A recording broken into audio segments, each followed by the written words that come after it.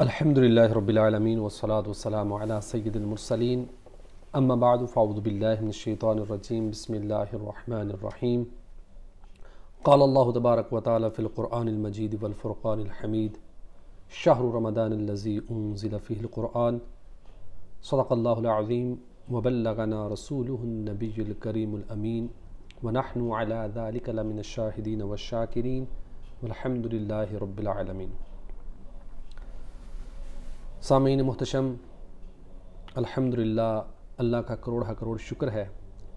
کہ اس نے ہمیں ماہ رمضان المبارک کی مقدس ساعتوں سے نوازا۔ حدیث پاک میں آتا ہے، اللہ کے نبی صلی اللہ علیہ وسلم نے ارشاد فرمایا کہ جب رمضان کا مہینہ آتا ہے فتحت ابواب الجنہ، جنت کے دروازے کھول دیے جاتے ہیں،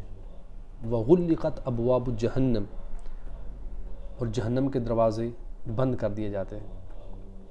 اور شیاطینوں کو اس ماہ رمضان المبارک کی مقدس ساعتوں کے اندر قید کر دیا جاتا ہے۔ اور یہ وہ مہینہ ہے کہ جس کے اندر انسان ایک فرض ادا کرے تو 70 فرضوں کے برابر ثواب ملتا ہے، ایک نفل ادا کرے تو اس کا ثواب فرض کے برابر ملتا ہے۔ اللہ جل مجدہ نے بقیہ کئی مقامات کے اندر بھی یہ خصوصیت رکھی ہے کہ وہاں پر ایک نیکی کئی گنا زیادہ بڑھ جاتی ہے۔ مثال کے طور پر آپ نماز گھر کے اندر ادا کریں تو آپ کو ایک نماز کا ثواب ملے گا، لیکن وہی نماز اگر آپ مسجد میں آ کر باجماعت ادا کریں گے تو 25 اور بعض روایتوں میں آتا ہے کہ 27 گنا زیادہ ثواب ملتا ہے۔ اور وہی نماز اگر آپ مسجد النبوی میں جا کے ادا کریں تو وہاں پر ایک پڑھی گئی نماز 50,000 نمازوں کے برابر اس کا ثواب ملتا ہے،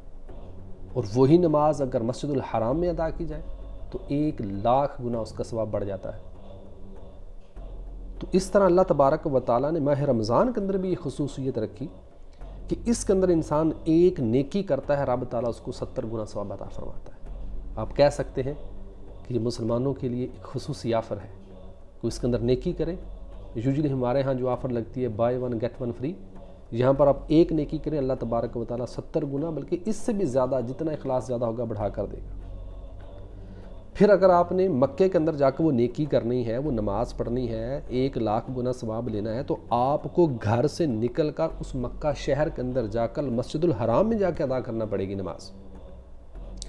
مسجد کے اندر باجماعت نماز پڑھنے کا 27 گنا ثواب لینا ہے تو گھر سے نکل کر مسجد میں جا کر باجماعت نماز ادا کرنی پڑے گی تو ثواب ملے گا۔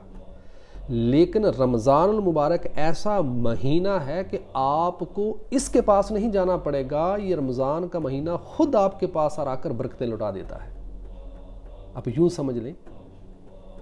ایک ہوتا ہے کہ پیاسا کنویں کے پاس جاتا ہے، پھر کنواں اس کو سیراب کرتا ہے، اور یہاں پر مسئلہ یہ ہے کہ وہ دریا خود آپ کے پاس آ رہا ہے اور آ کر آپ کو سیراب کر رہا ہے۔ یعنی خانہ کعبہ کی عظمتوں کا انکار نہیں، لیکن اس کے فیض و برکات لینے کے لیے آپ کو خود اس خانہ کعبہ کے پاس جانا پڑتا ہے۔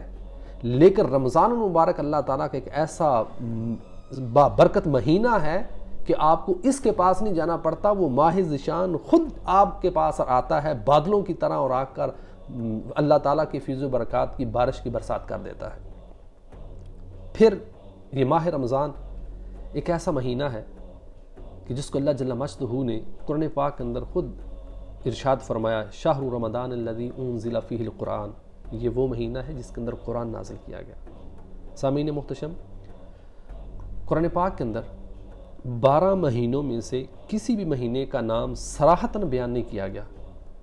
ایکسیپٹ رمضان المبارک کی۔ یہ خصوصیت اسی مہینے کو حاصل ہے جو اس وقت ہمارے ہاں موجود ہے۔ اور پھر اس مہینے کے اندر اللہ جل مجدہ نے قرآن کو نازل فرمایا۔ گویا کہ رمضان اور قرآن ان دونوں کا بہت ہی گہرا تعلق ہے آپس میں، لہٰذا اس مہینے کے اندر جہاں رمضان کے روزے رکھے جائیں وہاں پر قرآن پاک کی تلاوت کی کثرت بھی کرنی چاہیے۔ اور اللہ کے نبی صلی اللہ علیہ وسلم نے خود فرمایا، خیرکم من تعلم القرآن وعلمہ، او کما قال النبی صلی اللہ علیہ وسلم، کہ تم میں سے بہتر وہ ہے جو خود قرآن پڑھے اور دوسروں کو پڑھائے۔ لہٰذا ان بابرکت ساعتوں کو ضائع مت کیجیے، اس کے اندر زیادہ سے زیادہ عبادات کریں، قرآن پاک کی تلاوت کریں، قرآن پاک کے مفاہیم اور مطالب کو سمجھیں اور اس کو اپنی عملی زندگی کے اندر نافذ کریں۔ حضرت یوسف علیہ السلام ان کے 11 بھائی تھے، دوسرے لفظ میں کہہ لیں کہ حضرت یعقوب علیہ السلام ان کے 12 بیٹے تھے۔ جس طرح ان کے 12 بیٹے تھے، رب تعالیٰ اسی طرح رب تعالیٰ نے ایک سال کے اندر 12 مہینے بنائے۔ ان عدت الشہور عند اللہ 12 شہرا، اللہ تعالیٰ نے قرآن میں فرمایا کہ اللہ کے نزدیک مہینوں کی گنتی 12 ہے۔ حضرت یوسف علیہ السلام کے جو بھائی تھے، انہوں نے یوسف علیہ السلام کو جا کر کنویں میں ڈالا، وقت گزرتا گیا، یوسف علیہ السلام کو وہاں سے قافلے والوں نے نکالا اور مصر لے گئے، وہاں سے شاہی محل میں چلے گئے۔ وقت گزرنے کے ساتھ ساتھ ایک وقت آیا کہ وہ خود مصر کے بادشاہ بن گئے۔ قحط سالی آئی تو قرب و جوار کے لوگ بھی غلہ لینے کے لیے آپ کے پاس آتے، یہاں تک کہ آپ کے بھائی بھی آئے۔ پہلی بار تو نہ پہچان سکے، جب دوبارہ ہوئے تو پھر حقیقت آشکار ہوئی، یہ تو وہی یوسف علیہ السلام ہے جن کو ہم نے کنویں میں ڈالا۔ جب پتہ چلا وہ معافی مانگنے لگے تو حضرت یوسف علیہ السلام نے جو ارشاد فرمایا کہ لا تثریب علیکم اليوم، آج تم سے کوئی مواخذہ نہیں۔ گویا کہ اللہ تبارک و تعالی نے یوسف علیہ السلام کے صدقے بقیہ تمام 11 بھائیوں کو معاف کر دیا۔ حالانکہ حضرت یعقوب علیہ السلام کو اپنے سارے 12 بیٹوں میں سے سب سے زیادہ پیارا اور محبوب بیٹا وہ یوسف علیہ السلام تھا۔ ایسے ہی بلا تشبیہ و بلا تمثیل رب تعالیٰ نے ایک سال کے اندر 12 مہینے بنائے، ان 12 مہینوں میں سب سے زیادہ پیارا اور محبوب مہینہ رب تعالیٰ کو رمضان المبارک ہے۔ جس طرح اللہ تبارک و تعالیٰ نے یوسف علیہ السلام جو کہ یعقوب علیہ السلام کے محبوب بیٹے تھے، ان کے صدقے بقیہ 11 بھائیوں کی غلطی کو معاف کر دیا، اسی طرح رب تعالیٰ اپنے بندے کے بقیہ 11 مہینوں کے گناہوں کو اپنے اس محبوب رمضان مہینے کے صدقے معاف فرما دیتا ہے۔ لہٰذا اس مہینے کو ضائع نہ کریں، اس کی مقدس ساعتوں کو ویسٹ نہ کریں، جتنا ہو سکے اس کے اندر صدقہ و خیرات کریں، قرآن پاک کی تلاوت کریں، عبادات کریں، تسبیح و تحلیل کریں، اپنے جسم کے ہر عضو کو اللہ تبارک و تعالیٰ کی اطاعت و فرما برداری کے اندر گزاریں۔ بلکہ امام غزالی رحمہ اللہ تعالیٰ وہ تو فرماتے ہیں کہ روزہ صرف پیٹ کو بھوک اور پیاس سے بچانے کا نام نہیں، روزہ تو نام ہے سر سے لے کر پاؤں تک اپنے جسم کے ہر عضو کو اللہ تعالیٰ کی نافرمانی سے بچانا۔ اور صوفیاء تو اس بات کے قائل ہیں، اور حقیقت بھی یہی ہے کہ رمضان کے اندر روزے کی حالت میں صبح سحری سے لے کر افطار تک آپ کو نہ کھانا ہے، نہ پینا ہے، نہ کوئی اور اس طرح کی حرکت کرنی ہے جس سے روزہ ٹوٹ جائے۔ حالانکہ کھانا اور پینا روزے سے پہلے، رمضان سے پہلے دن کے وقت یہ کھانا بالکل جائز اور حلال تھا، لیکن صرف روزے کی وجہ سے کھانا پینا اب دن کے وقت وہ جائز نہ رہا۔ لیکن گناہ کرنا، جھوٹ بولنا، چوری کرنا،